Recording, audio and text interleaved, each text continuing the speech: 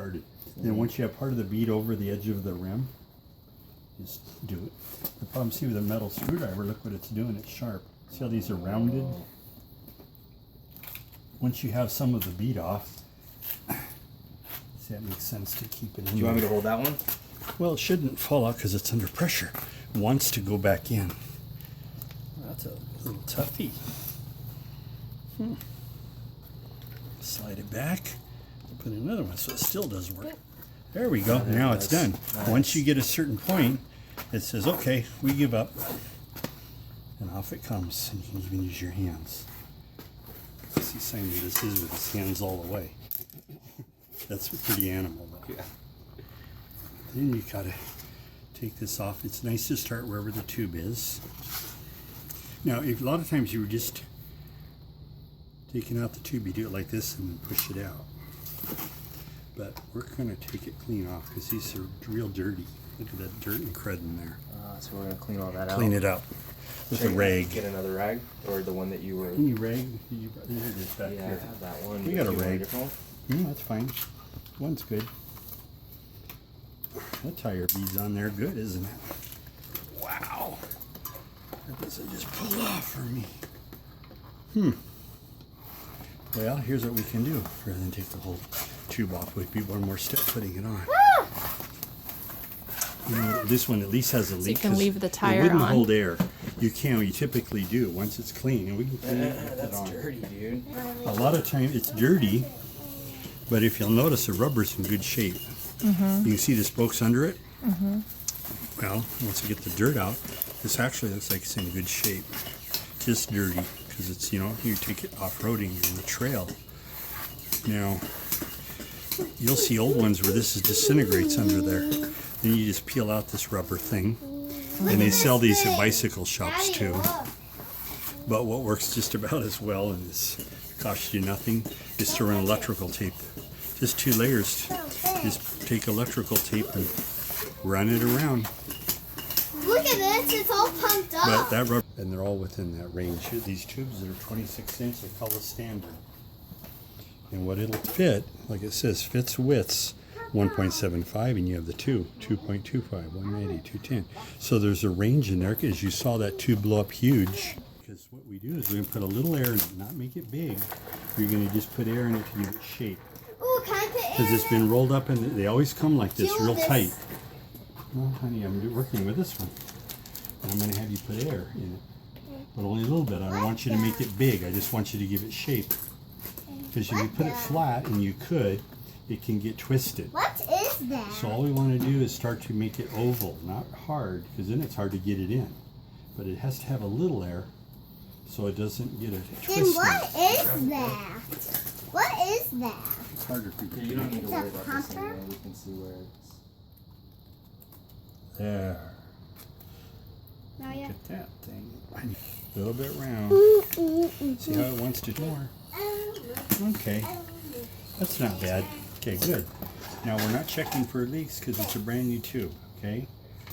It's rarer than even a computer being bad new that a tube is bad new. Pretty nice, huh? That's anywhere, right? Because there's a hole where the valve goes. So you always have to start at the valve. We got it clean enough. We just poke it through. I'll tell you what I didn't do. What I told you, why would you even Jesse got the rag? And what I had told you about running your fingers around it, Rebecca, that was, you know, say there was a little teeny pinhead or nail in there. It could hurt. It would hurt your fingertips that are so sensitive. So a rag works good. Don't go in the grass, guys. There's And you'll know you're not just driving a nail round and round, because if there's something sharp in there, Don't go over there. a soft towel will catch on it. It'll snag it.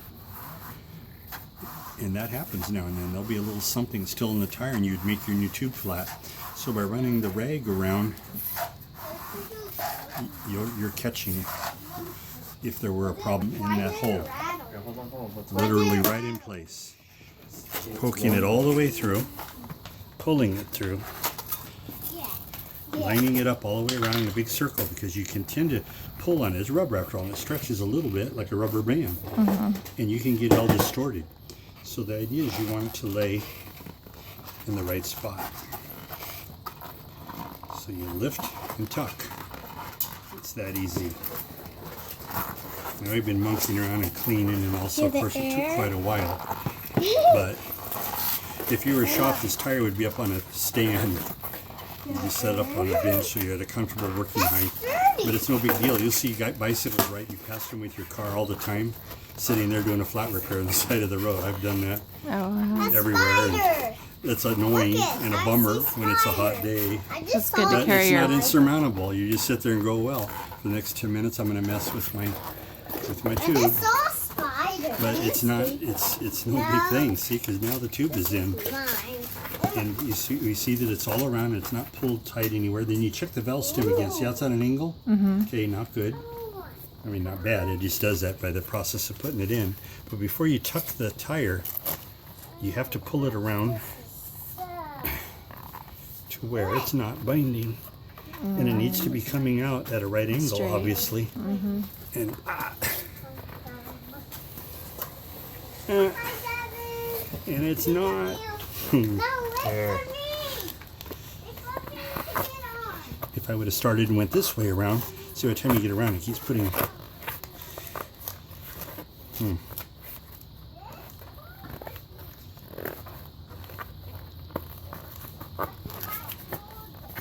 And it's still at an angle. Why are you being difficult? Because she's It's starting to straighten out now. she's a bit. There we go. Oh, yeah. I'm going. My thumbs are working it's- the tube all around to try to get it. There we go. Okay, we're back in position. You want it as straight as those spokes, obviously. Well, and it almost falls. Look at that. And it pulls out so easily at that point.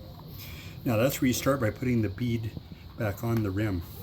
Is at that, because you need to lock it. And because if you start over there, by the time you get around, you'll be wiggling the tube again. Once the tire's on the rim, it's really hard to get that tube to move, and there's tricks for that. It happens sometimes. It's at a 45, and you have to aggressively grab it and yank and pull, hold the spokes and pull, and you can literally kind of work it enough by keep repeatedly pulling at it that you can get it back to straight. But if you're cautious and just look at what you're doing, not in a hurry, it'll stay straight. And look, I'm not using tools. You just, till we get to the end, keep this in the middle of your work. Finish opposite the valve stem. Last part of the bead to go on has to be done with a wrench, so it'll get tight. This is holding. Okay, that's down. Holding, feel it. It's giving me real resistance now. Squeeze it. I can Okay, now we use the little tools. Thank you. And we start. It has a little lip on this tool. It's not critical, but that's so that you can catch it on the rim. See, here you go, pop, and it pops on. Tuck it underneath. You're being careful that you're not putting it too deep. The screwdriver tends to catch the tube, and this is where you give it a flat. And everyone's done that rides a lot. Using the wrong tool, you tend to catch that tube. And they're tough, but it can't take a sharp object. Here, go pop on. Wow. That last little part was easier than I thought it would be. After the difficulty at first, it's this valve stem is really straight. When it just hard to get the tube, then the tube was at a 45. Sometimes it just goes on like if you were doing a video and it was a 10th take on your first try. It could be your first time doing it because it's just a simple process. Really close, actually.